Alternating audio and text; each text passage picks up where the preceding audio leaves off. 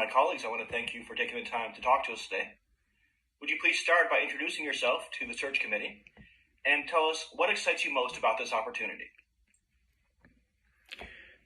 Good afternoon, Mr. John Acker, and thank you for taking the time to meet with me today. My name is Ziho Chan, and I am currently a fourth-year student at the University of California, Riverside. I am in the business administration major, and my concentration is in management. I'm set to graduate in June 2025 with a GPA of 3.7, and during my past few years in college, I've been dedicated to build a strong foundation in leadership, team coordination, and business operation management. Most recently, I served as a human resource consulting intern at Ying Aviation Academy. It is a company based in China, in Shenzhen.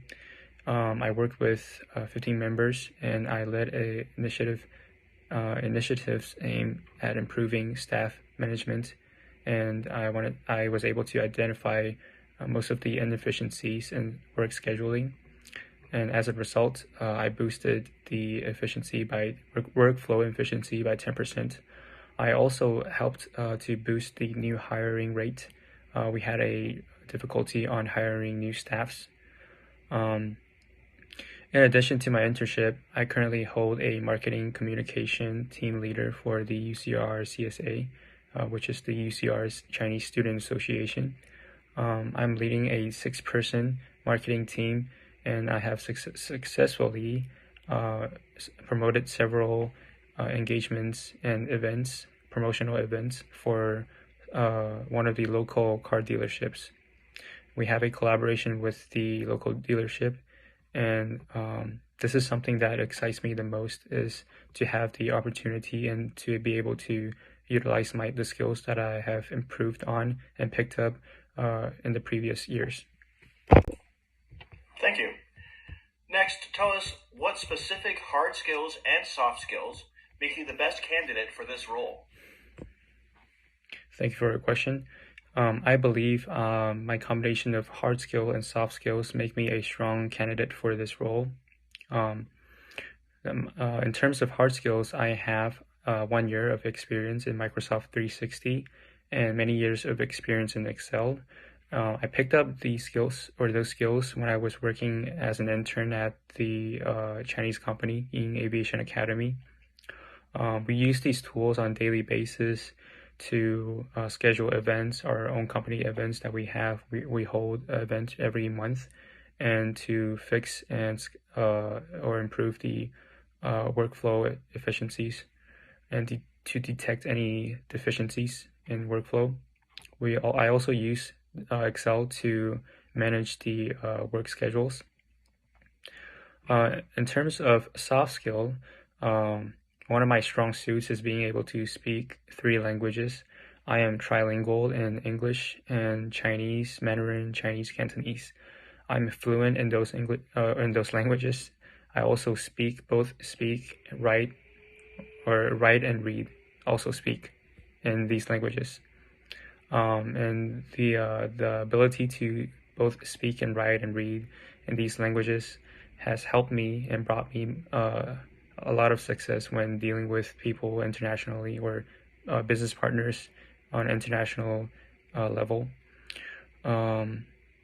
Lastly, I'm very detailed and oriented, and I am also a fast learner.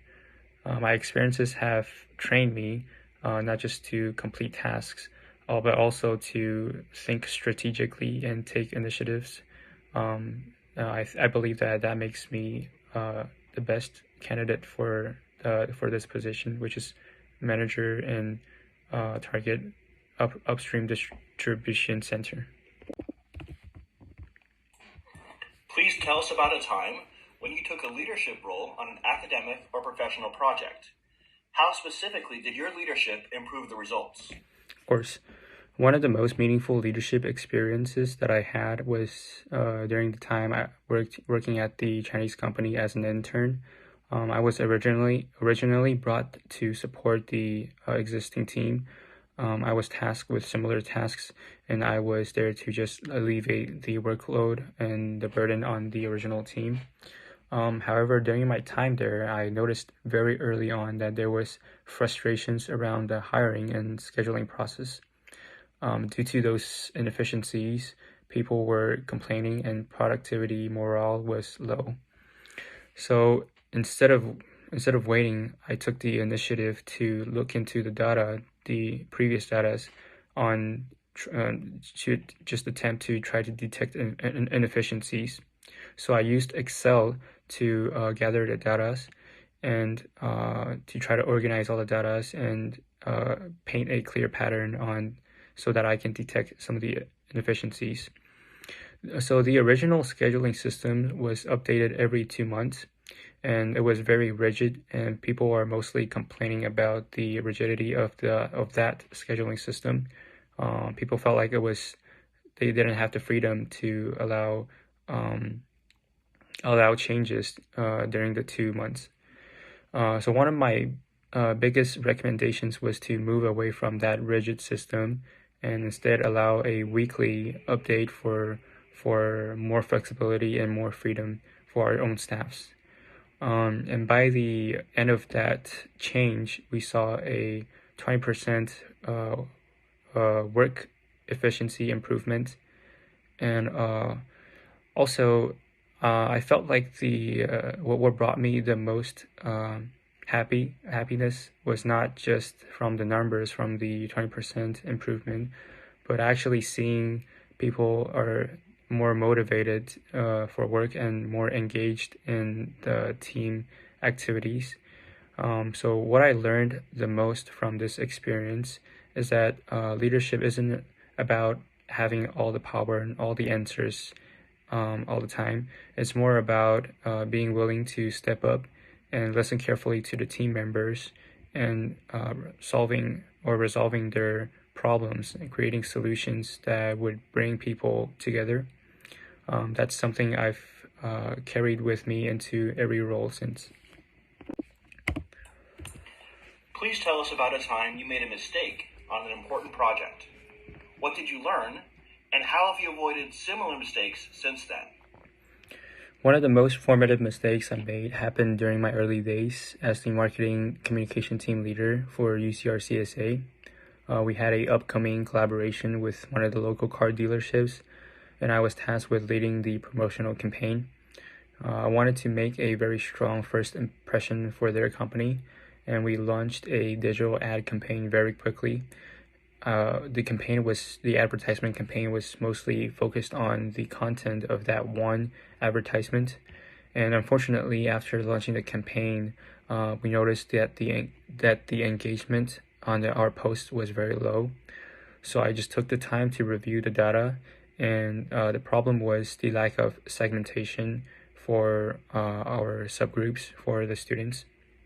We targeted the entire student as one entity, and that was the problem. Instead of doing that, we should have had interest specific for each subgroup. For example, part of the demographic would like local commuter type of cars, whereas other people would enjoy more sportive and luxurious cars. So I took the responsibility for this mistake and immediately scheduled a meeting where we discussed and implemented segmentation by creating a tailored advertisement content for our campaign. And we published those advertisements using WeChat Moment and the Redbook and TikTok. And as a result, our open rate was increased by 22%, and click rate was increased by 18%. And the valuable lesson that I learned was the importance of planning and testing before actually publishing our project. And this would allow me to avoid similar mistakes in the future. And I do believe that mistakes are part of growth, and what matters the most is how we adapt and how we rectify our mistakes. I feel like this experience had made me more careful, more analytical, and more open to collaboration before taking action. Finally, please tell us What kind of work environment motivates you to do your best work, and why? The kind of work environment that motivates me to do my best is the work environment which emphasizes collaboration and collective improvement. I would perform the best when I'm part of a team that communicates openly and encourages innovative thinking. For example, during my time at Ying Aviation Academy, one thing that I really appreciate was that everyone could speak openly. Everyone was encouraged to contribute ideas. This kind of inclusive culture had motivated me to take responsibility of my role and take ownership of my role to provide improvements wherever I can. For example, tying back to my previous example of improving the work schedule system, I was able to do so because the organization culture fosters a openness and innovative thinking. I never felt like I was just an intern during my time there. This definitely helped me develop my confidence, which directly impacted the quality of my work. I'm also very motivated by purpose.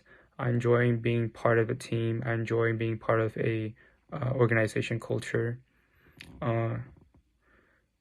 That this is the number one reason why I wanted to join Target is because the scale and impact of Target's distribution operations and Target's commitment to supporting its team members, making it a very ideal environment for me to grow, contribute, and to thrive.